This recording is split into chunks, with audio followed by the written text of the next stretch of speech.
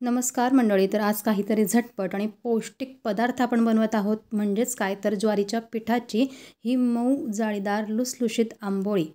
ही आंबोळी बनवायला इतकी सोपी आहे, कोणीही सहज बनवेल. अगदी तुम्ही ही रेसिपी पाहिली आणि तुम्ही लागलीच बनवली तरी इतकी छान आंबोळी तुम्ही देखील बनवू शकाल. यासोबत चटपटीत चटणीचा देखील आपण आस्वाद घेऊया. तर संपूर्ण रेसिपी नक्की बघा. तर इथं एक मोठा मिक्सरचा जार मी घेतलेला आहे. त्यामध्ये आपण एक वाटी भरून ज्वारीचं पीठ वापरणार आहोत. तर मंडळी, ज्वारीचं पीठ हे ताजं वापरा, म्हणजे चव छान येते. आणि यासोबतच याच वाटीच्या मापाने आपल्याला रवा घ्यायचा आहे. तुमच्याकडे जाड बारीक जो पण रवा उपलब्ध असेल तो चालेल. आता त्याच मापाने म्हणजे अर्धी वाटी आपल्याला दही घ्यायचं आहे. दही थोडं आंबट हवं, म्हणजे आंबवलेल्या पदार्थाची चव याला येते. आता यामध्ये आपण थोडं थोडं पाणी घालत हे वाटून घेऊया. पण त्याआधी चवीपुरतं मीठ टाकायला विसरू नका. तर सपाट चमचा मीठ यात मी टाकलेला आहे. आता फक्त आपल्याला हे वाटून घ्यायचं आहे. तर मंडळी, तुम्ही बघू शकता याची जी कन्सिस्टन्सी आहे अशा प्रकारे असावी. वाटीच्या मापाने जर पाणी मोजलं तर 1 वाटी पाणी याला मी वापरलेलं आहे. तर चला, याला आता मिक्सिंग बाउलमध्ये आपण काढून घेऊया आणि पुढच्या तयारीला लागूया. तर मंडळी, आंबोळी आपण एरवी देखील भरपूर प्रकारच्या बनवतो, पण ही ज्वारीच्या पिठाची आंबोळी आहे. तर घट्टसर जे मिश्रण असावं. आता इथं पाव चमचा मी खाण्याचा सोडा टाकलेला आहे. संपूर्ण सोडा हा व्यवस्थित मिक्स करून घ्यायचा आहे आपल्याला. आणि आता रेस्ट करायला ठेवायचा आहे. म्हणजे काय, यात जो रवा आहे तो छानपैकी फुलून येईल. तर तुमच्याकडे जसा वेळ असेल त्यानुसार तुम्ही ठेवलं तरी चालेल. पण इथं मी फक्त 10 मिनटं रेस्ट करायला ठेवत आहे. तोपर्यंत एक चटपटीत चटणी आपण बनवून घेऊया. त्यासाठी मिक्सर जारमध्ये भाजलेले शेंगदाणे घेतलेले आहेत 2 चमचे. नंतर यामध्ये नारळाचा कीस टाकायचा आहे. तुम्ही ओलं नारळ किंवा कोरडं नारळ कोणताही वापरा. 2 चमचे कीस घेतलेला आहे. 3 लसणाच्या पाकळ्या घेतल्या आहे. 4 हिरव्या मिरच्या ज्या तिखट असतात त्या टाकायच्या आहे. नंतर चटपटीतपणा चटणीला येण्यासाठी इथं अर्ध्या लिंबाचा रस मी वापरत आहे. तुम्ही चिंचेचा कोळ किंवा थोड्या प्रमाणात दही देखील घालू शकतात. आता यामध्ये पाव चमचा मीठ आणि पाव चमचा जिरं आपण टाकूया. भरपूर अशी हिरवीगार कोथिंबीर टाकायची. ती पण गावरान कोथिंबीर वापरा, म्हणजे चव खूप छान येते चटणीला. आता थोडं थोडं पाणी घालत आपल्याला ही चटणी वाटून घ्यायची आहे. तर मंडळी, ही चटणी जर घट्टसर बनवली तर खूप छान लागते, म्हणून पाणी थोडं कमीच वापरा. तर मस्तपैकी चटपटीत चटकदार हिरवीगार आपली ही चटणी तयार झालेली आहे.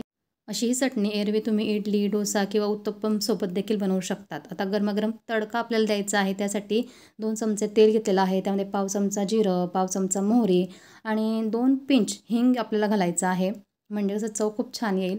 काही कढीपत्त्याची पाने घालूया, म्हणजे कढीपत्त्याचा फ्लेवर या चटणीला येतो आणि आणखीनच हिची चव वाढते. तर मंडळी, अशी चटपटीत चटणी आपली तयार झालेली आहे. तुम्ही देखील नक्की ट्राय करा. रेसिपी आवडली असेल तर लाईक करत चला. आता अशी चटपटी चटणी झाल्यानंतर आपले 10 मिनटं देखील झालेले आहे. आपण बॅटरकडे वळूया. तर बॅटर हे आपलं आधीपेक्षा थोडं घट्टसर झालेलं असतं, कारण रवा फुलून आलेला असतो.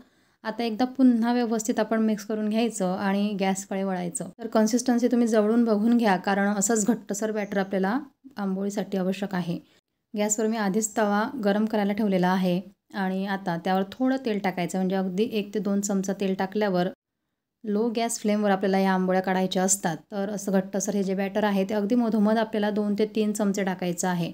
जास्त इथं आपल्याला पसरवायचं नाही, कारण आपण हा डोसा बनवत नाही, तर आंबोळी बनवत आहोत, जी जाडसर असते. आणि छानपैकी जाळीदार येण्यासाठी याला वरच्या वर फक्त असं आपल्याला पसरवून घ्यायचं असतं. तर आता बस लो गॅस फ्लेमवर तुम्ही बघू शकता याला किती छानपैकी जाळी आलेली आहे. तर मंडळी, अशी ही जाळी येते म्हणजेच काय तर मऊ लुसलुशीतपणा या आंबोळीला आलेला असतो. आता जशी वरची लेअर सुकलेली आहे आपल्याला जाणवतं, तेव्हा थोडं तेल आपण टाकून घ्यायचं. तुम्हाला आवडत असेल तर टाका, नाहीतर बिना तेलाची देखील आंबोळी खूप छान बनते.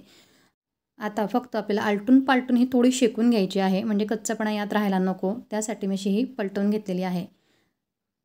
दुसऱ्या बाजून देखील आपण थोडं तेल लावून घ्यायचं आणि आलटून पालटून शेकल्यानंतर आपली जी आंबोळी आहे ती तुम्ही बघू शकता किती भारी झालेली आहे. तर अशी गरमागरम आंबोळी आणि चटपटीत चटणी अगदी झटपट बनते आणि विशेष म्हणजे ग्लुटेन फ्री.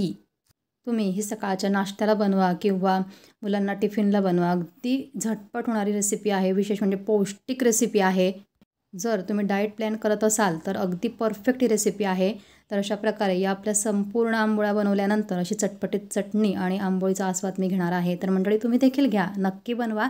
रेसिपी आवडली तर लाईक करा, कमेंट्समध्ये तुमच्या प्रतिक्रिया कळवा आणि तुमच्या आपसात म्हणजे मित्रपरिवारामध्ये ही रेसिपी शेअर करा.